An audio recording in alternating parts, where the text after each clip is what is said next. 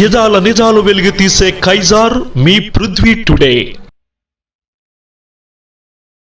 చీడికాడ మండలం తురువోలు గ్రామానికి చెందిన ముర్రు మహాలక్ష్మమ్మ మూడవ కుమారుడు ముర్రు గౌరు నాయుడు అనారోగ్యం కారణంగా చనిపోయాడు. అతని మృతిపై అనుమానం వ్యక్తం చేస్తున్న తల్లి మహాలక్ష్మి అమ్మ తన కోడలు పూర్ణ అనకాపల్లి ఎన్టీఆర్ ఆసుపత్రి అక్కడి నుంచి విశాఖ కేజీహెచ్కు మా కోడలు పూర్ణ తీసుకెళ్లింది. అంతా సర్దుకున్న సమయంలో సడన్గా అంబులెన్స్ బాడీని తీసుకొచ్చిన నా భర్త చనిపోయాడని చెప్పడం.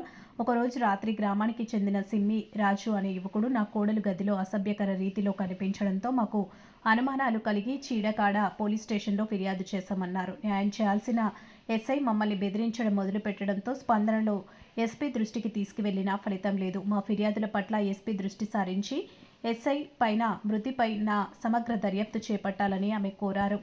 సార్, నా పేరు ముత్యాల నాయుడు, తిరువోలు గ్రామం, చీడికాడ మండలం, అనకాపల్లి డిస్టిక్. మా తమ్ముడు చనిపోయాడండి.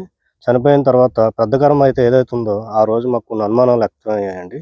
చనిపోయిన తర్వాత ఏంటంటే ఇక్కడ మా తమ్ముడు అనకాపల్లి హాస్పిటల్కి తీసుకెళ్లారండి. అక్కడి నుంచి విశాఖపట్నం కేజీహెచ్కి పంపించారండి. పంపించిన తర్వాత 1 డే అక్కడ ట్రీట్మెంట్ జరిగిందండి. జరిగిన తర్వాత చనిపోయాడని చెప్పేసి పోస్ట్ మార్టం కూడా చేయకుండా మా మరదలు తీసుకొచ్చేసిందండి. ఆ ప్రమేయంలో మేము ఎవరూ లేవండి. మా అమ్మగారు కానీ మా నాన్నగారు కూడా ఎవరూ లేరండి. అక్కడ ఆ అమ్మాయి తీసుకొచ్చిందండి పోస్ట్ మార్టం చేయకుండాను.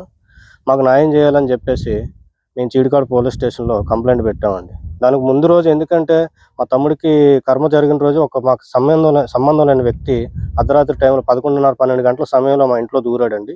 వాడిని పట్టుకొని చీడికాడ స్టేషన్లో అప్పచెప్పడం జరిగిందండి.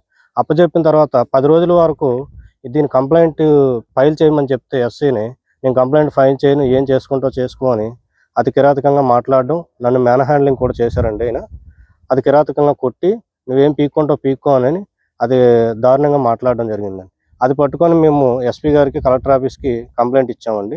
కంప్లైంట్ ఇచ్చిన తర్వాత ఫస్ట్ టర్మ్ ఇచ్చినప్పుడు దానికి ఏమి న్యాయం జరగలేదండి. న్యాయం జరగకపోగా మళ్ళీ రెండోసారి 3 months 4 months తర్వాత మళ్ళీ కంప్లైంట్ ఇవ్వడం జరిగిందండి. ఆ టైంలో ఏం చేశారంటే ఆ కంప్లైంట్ డైవర్ట్ చేసి ఓన్లీ దొంగతనంగా దూరినట్టుగా కంప్లైంట్ డైవర్ట్ చేశాడండి ఎస్సీ అని సిఏ గారు కలిపి. దీంట్లో ఎవరెవరు ఇన్వాల్వ్మెంట్ అయితే ఉన్నదో నాకు తెలియదండి. కాబట్టి దర్యాప్తు చేయమంటే ఏదో కేసులు బతాయించి నా మీద ఏదో కేసు ఉందని అవి బయట తీయడము. ఈ కేసు చచ్చిపోయిన దానికి, మా తమ్ముడు చనిపోయిన దానికి నా మీద ఉన్న కేసులు దానికి ఎటువంటి సంబంధం లేదు. ఇలా ఆ కేసు డైవర్ట్ చేసి ఈ కేసును తప్పుదో పట్టిస్తున్నారు లంచాలు తీసుకొని. మా మరదల మీద కూడా యాక్షన్ తీసుకోలేదు. మా ఇంట్లో దూరువాడి మీద కూడా. నా పేరు మహాలక్ష్మమ్మ. నా కొడుకు చెల్లిపోయాడు, చంపేసి తీసుకొచ్చారు ఇంటికి. మాకు న్యాయం జరగలేదు, అన్యాయం జరుగుతుంది. మేము కూలి పని చేసుకునే వాళ్ళవి. మేము ఎలా బతకాలనేది మాకేం తెలియలేదు. అది ఏదైనా సరే ఇక్కడికి వచ్చినాం కాబట్టి నలమాట తిరిగినా సరే మాకు న్యాయం చేయలేదు. న్యాయం చేస్తారనేసి మేము వచ్చాం. తిరుగుతున్నాం కానీ కాలు అరిగినట్టు మాకు ఏమీ చేయలేదు.